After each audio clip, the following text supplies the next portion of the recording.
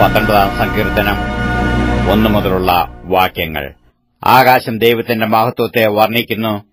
ആകാശവിധാനം അവന്റെ കൈവേലയെ പ്രസിദ്ധമാക്കുന്നു. പകൽ പകലിന് വാക്ക് പൊഴിക്കുന്നു, രാത്രി രാത്രിക്ക് അറിവ് കൊടുക്കുന്നു. ഭാഷണമില്ല, വാക്കുകളില്ല, ശബ്ദം കേൾപ്പാനുമില്ല.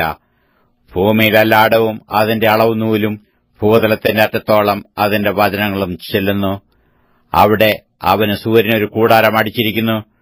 അത് മണവറയിൽ നിന്നു പുറപ്പെടുന്ന മണവാളനു തുല്യം. വീരനെപ്പോലെ തന്റെ ഓട്ടം ഓടുവാൻ സന്തോഷിക്കുന്നു.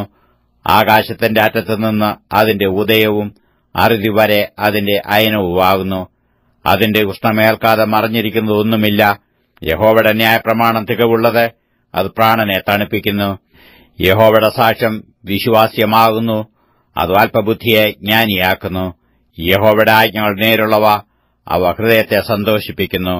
യഹോവയുടെ കൽപ്പന നിർമ്മലമായത്, അത് കണ്ണുകളെ പ്രകാശിപ്പിക്കുന്നു. യഹോവാഭക്തി നിർമ്മലമായത്, അത് എന്നേക്കും നിലനിൽക്കുന്നു. യഹോവയുടെ വിധികൾ സത്യമായവ, അവ ഓട്ടവഴിയാതെ നീതിയുള്ളവയാകുന്നു. അവ പൊന്നിലും വളരെ തങ്കത്തിലും ആഗ്രഹിക്കത്തക്കവ, തേനിലും തേങ്കട്ടയിലും മധുരമുള്ളവ. അടിയനും അവയാൽ പ്രബോധനം ലഭിക്കുന്നു. അവയെ പ്രമാണിക്കുന്നതിനാൽ വളരെ പ്രതിഫലമുണ്ട്.